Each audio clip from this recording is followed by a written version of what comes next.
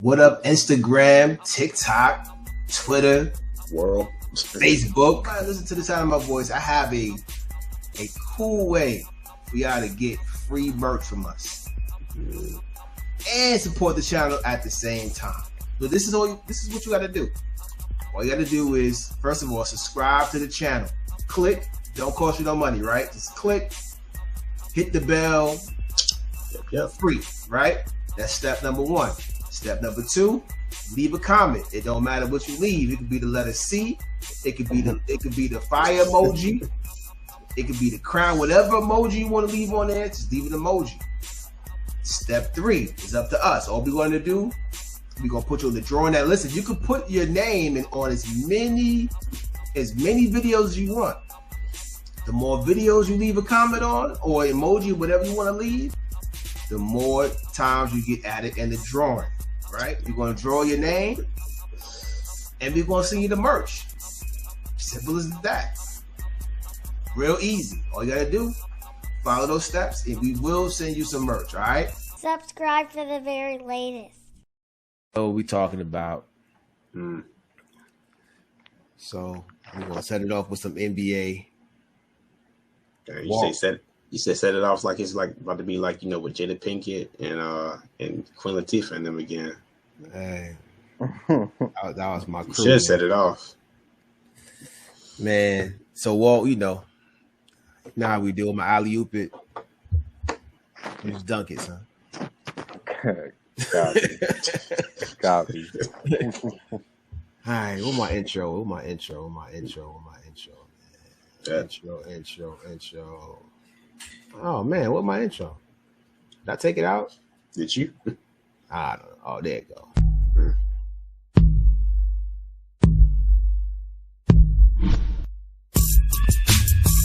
Subscribe for the very latest.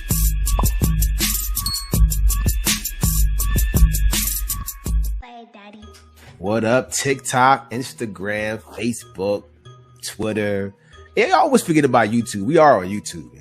Hey, you just need to say world. Just say world. I guess man, listen, I want to make sure that I shout out everybody individually. That's watching and listening, because they be scrolling up on TikTok, Instagram. I need y'all to stop, look, and listen.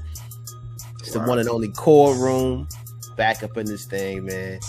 Shout out to everybody liking, subscribing. We since we launched that merch, the little merch challenge, man, we doing all right. It's progressing, man. So listen, I'm gonna put the intro. I'm gonna put that in the beginning of this. So if y'all trying to get some free merch, free merch, free clothes. You know what I'm saying? A hoodie, fall coming. You know what I'm saying? We get you a hoodie, a t-shirt. Get you something. Get you something to keep you warm. All you got to do, like, subscribe. Like I said. Anything you want to leave is welcome. Even if you want to leave, I don't know. Just say, what? Forget Trim. He ain't nothing. Why you gotta put me up in the mix like that? Leave that. Leave that. That's all you gotta do, man. That's all right. But yeah, it's the one and only call room. We back in the building. That's Big Walt. Holding it down. It's Trim, aka Trimonologist. That's he studies the study of trimology. Yo, my boy up, man. Nah, I don't talk to dummies. I told you that. I don't talk to mannequins. I'm Tino. Chilling, man. I'm Tino, man. We back up the thing. Yeah, we gotta. It's a lot been going. It's always a lot going on. See, that's the cool thing about the way we record. We record recording this like 2 weeks. Later. Then we can just unpack all this stuff. You know what I'm saying, and give our take on it, because our take, it's the only one that matters. I'm just saying. Of course. The only one that matters, man. So, but yeah, man, shout out to everybody. But how are y'all? Everybody, y'all good? How y'all doing, man? School is starting back up, man. So yeah. Oh yeah, I forgot. Yeah, we're in the South, people. So yeah, school is starting back up. These bad behind kids out here. They good. They good for the first 3 days. And after that, they start acting up. But now, shout out to everybody going back to school, getting keeping the Walmarts packed with those, walking down the aisle with those lists of stuff that you gotta. Yeah, the Walmarts be packed, bro. They be packed. Speaking of first day of school, man, shout out to Killer Mike. Nice. Killer Mike gave away 160 haircuts. Oh, nice. That's dope. 160 right here in Atlanta. Shout out to the West Side. I forget. I think he might be on Edgewood somewhere over there. I don't know, but he's in Atlanta. I think it's called the Swag Shop. Yeah, it's called the Swag Shop. Yeah, the Swag Shop. So he gave away 160 haircuts, man.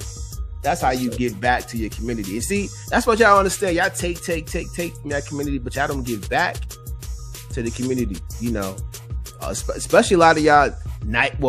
Listen. It's a lot of people out there. I don't know what Nike does. I think Nike might be giving back to the community, but there's a lot of y'all big corporations out there that black people, we always support y'all, and y'all don't give back to our hoods, man. I'm just saying. Sure, we're not gonna go back to when Black Panther came out. We're not gonna do that. I'm saying, man. Y'all ain't listen. This is a Kings of the Republic and For My People collaboration, man. Exactly. You know, and this is what we do. We try to give back to the people with knowledge. We're gonna be doing some things soon too, man. So, real quick, also shout out to Lil Baby because he just held the back to school bash this past weekend too. He's giving out shoes and backpacks and everything, and all kinds of school, supplies back to a whole bunch of kids and everything. Yeah. Yeah, man. Lil Baby, he does that every year. He does a pretty good job at that every year, man. So shout out to Lil Baby. So yeah, man, everybody give him back. And one more thing, Ann Harrison from 8 More Than 92 podcast, because he just actually did like a back to school thing for kids. We was giving free shoes back to kids too. Okay. Shout out to Harrison. Yeah. That's what we about to get into, man. Shout out to Harrison doing that. We definitely gonna get into that. One of these years, I'm gonna figure out a way to get that together, man. I probably, I might partner up with a couple of people. I got some people in mind. So shout out to Harrison for doing that. That's the motivation for me to get out there and start doing my thing. Me and Trim been planning about giving back to the community since we started the podcast. Like that was one of our agendas and doing the whole thing. You know what I'm saying? So shout out to him. Before the fire happened. Yeah, but you know what? Things happen. Oh Lord, it was a fire. Anyway, man, our RIP to the homie, man, the legendary activist, the one and only Bill Russell. Man, like that stung a little bit. Can't even lie, because Bill Russell ain't supposed to die. He ain't supposed to die. I don't care how old he is.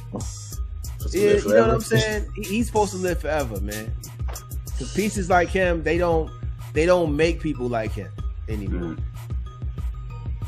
Like, and I know a lot of you NBA players do y'all thing. Y'all, a lot of y'all, get together and y'all do a lot for the community. I ain't talking about that.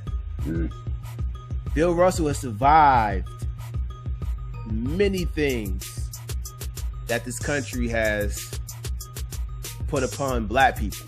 Like he survived. Y'all think because somebody tell y'all to shut up and play basketball, y'all think that's racism? Please. Bill Russell parents was racially abused. His parents went through it. So he saw it as a child. When he went to go play in college, he saw it as a college teammate, what his teammates were going through. And even when he became a NBA superstar, look at this picture, man. Let me show y'all this picture. You see this? You see these hands? You see all them rings?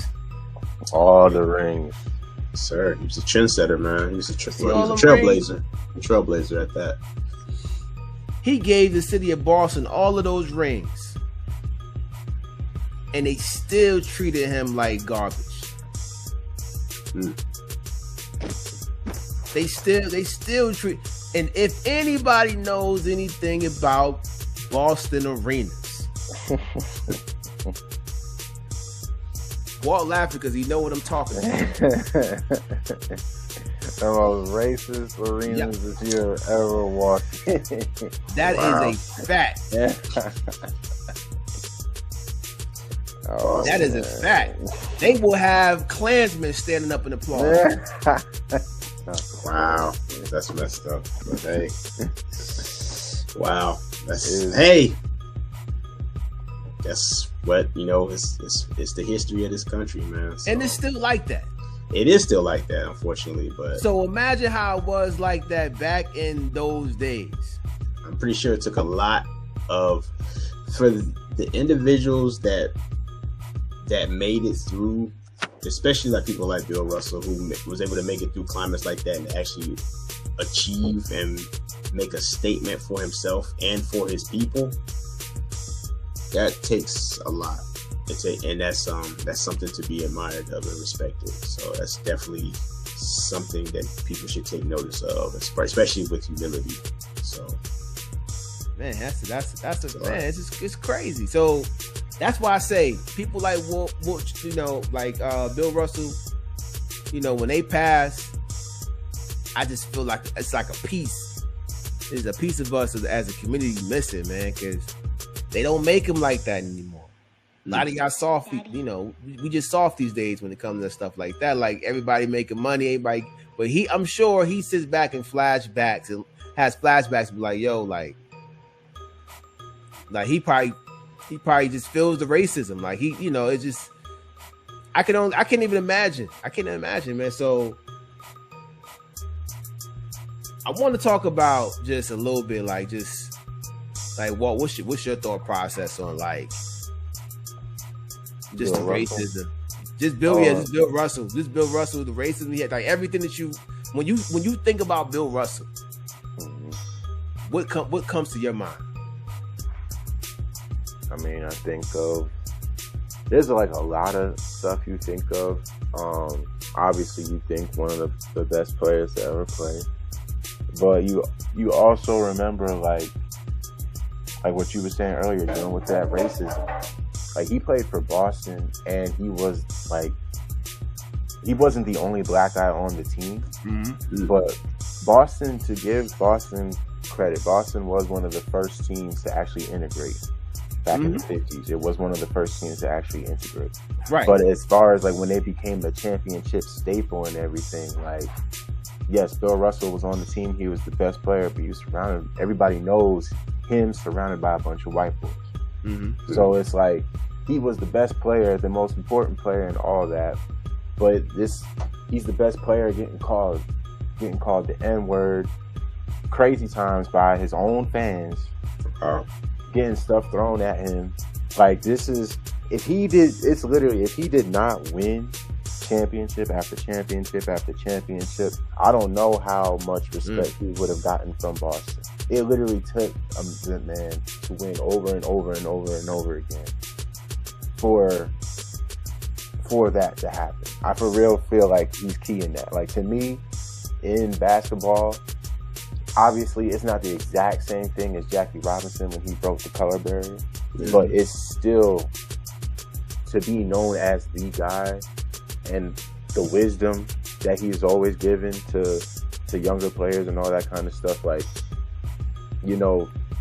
just for me, America, like when it comes to people who I feel like have that kind of knowledge, it's always like them older black dudes who went through it, who've seen it all, been through it all. They for real be giving like some real good game. So yeah, he's gone now, but when I think about like the racism and stuff, him that he dealt with, Oscar Robertson dealt with, Wilt Chamberlain dealt with, like a lot of those players, like Oscar Robertson's still alive, people. So when that happened, that's gonna be like the same kind of wave too. It's just you gotta give respect when credit is due. You gotta give credit when credit is due. That's all. Hey, we all know why they hated Wilt Chamberlain though. The Otto Porter's granddaddy. Yeah, he probably listen, out of that whole 100, he probably had your girl. I'm just saying, it's messed up. I'm saying that. Now it was over 100 women. It was more than that. He had 100 wins, right? It was 100 wins, right? 100 points in a game. 100 points. I bet 100 points. Yeah. But the women. They had the same amount of digits he was doing with the women. Exactly. That's why they hate Wilt. Will. That's another story. But Trent, what you think when you think about the legacy of Bill Russell? What are you thinking about? I think with a legacy like that I believe has helped you set the path to a lot of players that we look up to today. I don't think if Bill Russell hadn't have gone through and forged the path that he did, there wouldn't have been a Michael Jordan. There wouldn't have been a Magic Johnson. There wouldn't have been Kobe Bryant. There wouldn't have been any of these players that we look up to like that. And that having a black player with that much talent on a basketball team or just in sports in general, I don't think that they would have had a lot of stock into these players if it wasn't for people like Bill Russell. So you have players like that who help to lay the groundwork to where you have like that superstar athlete that's on your team that's actually making wins like that.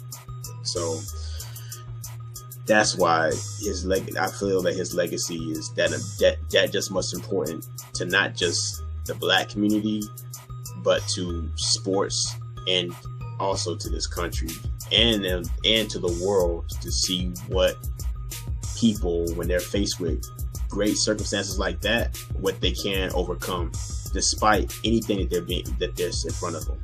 So that's something to be really looked at and respected. Man, I'm gonna tell you, he was just a humble man.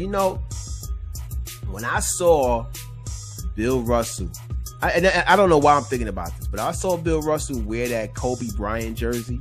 You gotta understand, I've never seen a Boston Celtic wear a Laker jersey. That's respect. You understand what I'm saying? He cared about it was beyond basketball. I would never ever see a Boston fan, player, whoever will put on, I don't care who passes away, they not putting on a Laker jersey. It's just against the rules. It got to be in their contract somewhere. But he just loved people. He loved the game, but most importantly, he wanted equal rights for not just NBA players, but for all people. He was very passionate, man, about that.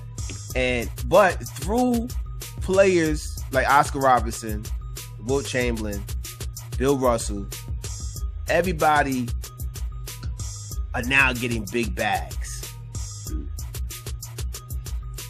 They open the doors up for those players, right? Yeah. No, go ahead. No, go ahead. So like on Oscar Robertson real quick.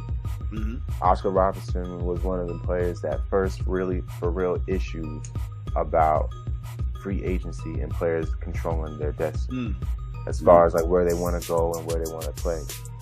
A lot of the cities that these players played for did not have the players didn't have the support of the team for them to get what they wanted. Of course they want to win, but when you have a black player as your main franchise, it's kind of hard to do. Oscar Robertson was probably the best player all around in the 60s. And his career would have... Did something go out? No, you good. Oh, good? Okay. Yeah, you perfect now. I mean, I heard a whole bunch of noise, but you good now. Oh, bad. My fault. But during the 60s, Oscar Robertson was probably overall the best player in the league. Like, as far as like being able to do everything, Mr. Triple-Double, pass, rebounds, assists, most dominant guard. Man was averaging, just to give y'all perspective, he was averaging 30, 10, and 10. That ain't regular. So, but his thing was he was not able to get the teammates he wanted, and he couldn't play with the other superstars in the league. In that time, a lot of the superstars were basically just owned by the best and most popular teams. The Celtics had a lot of them. Lakers. And the Lakers had the other one. The Lakers had Jerry West, they had Elgin Baylor, and they had Wilt. So, in order for you, that's the whole thing with Oscar Robertson, though. He had to battle with a lot of racism in order for him to be able to get the kind of teammates that he wanted to get. Right. So it was him, the best player in the league, that was really pushing for, hey, we need to be able to control our destinies. We need to be able to control our narrative. We want to be able to play with who we want to play with. We should have some control, because at the end of the day, the people are coming to see us play. So that was his whole thing. Now, free agency didn't really get implemented until probably a little, because it happened like, I think the year that he got traded to Milwaukee and he got to play with Kareem and he finally got his ring. But that year he was really pressing for it because he didn't want another player to go through the same things like he did. Like, when they talk about players nowadays, I know everybody felt differently about how LeBron James, when he left Cleveland to go to Miami. But if you were in that situation, if you were LeBron James, you have to think about it like this. Michael Jordan, the Chicago Bulls, if everybody's seen The Last Dance, Chicago Bulls helped Michael Jordan get the players he needed to be able to become a winning franchise. The Lakers did the same thing for Kobe. In the 80s, Magic literally got drafted to the best center in Kareem Abdul-Jabbar. So I'm saying, like, it was LeBron. LeBron takes his team to the NBA Finals. Can't nobody tell me who the second best player was on the first time he went to the Finals. Then Cleveland's like, okay, you're a great player. We don't need to get you another superstar player. You can do it on yourself. Third year in the league. They don't get him no more players. He can't get no players to come. I'm out. Because I want chips. I'm LeBron James. I was drafted first overall out of high school.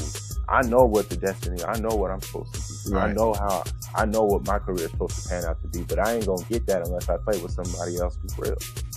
So if y'all not going to do it, I'm going to have to make it happen myself. And I will say this, to finish it all up.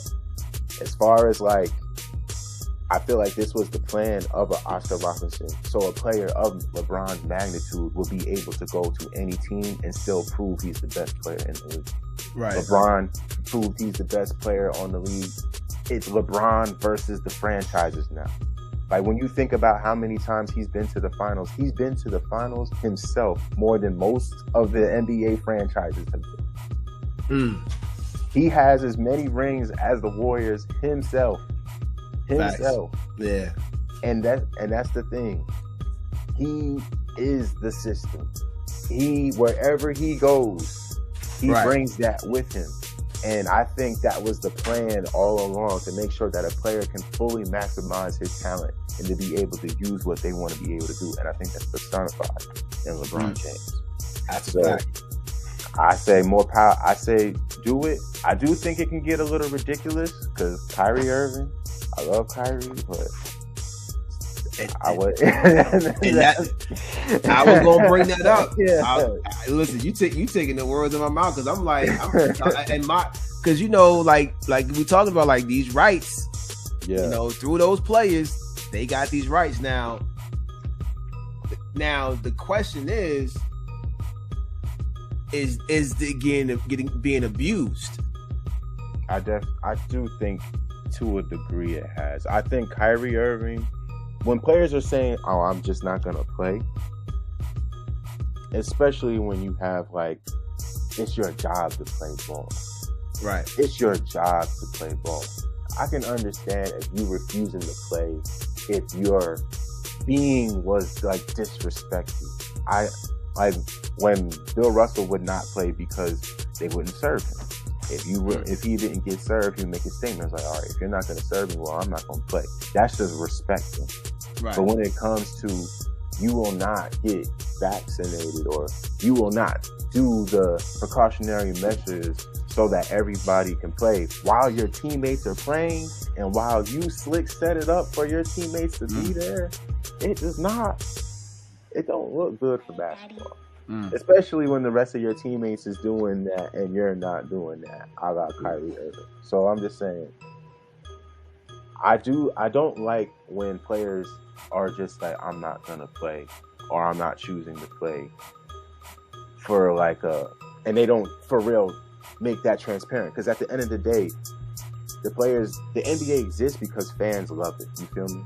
Right. It's not a necessity. We pay for the entertainment. So that's why they can get paid as much as they want to get paid. So if you want to not play games and offer some real stuff, then that's fine. But when you just say, I'm not going to play, and you're not giving the fans a real explanation, and this is a consistent thing, it starts to become something like, all right, like you kind of messing it up for the other players who don't abuse their rights, and when the time really comes for them to use their rights. So, yeah, that's all. Nah. I mean, bro, like, and you said everything, because I'm like, man, like I really wanted to get into this, you know, being forced, you know, like these players forcing themselves out of their teams, because this question, I'm gonna say this to both of you. I'm gonna ask this question: does loyalty still exist in the NBA?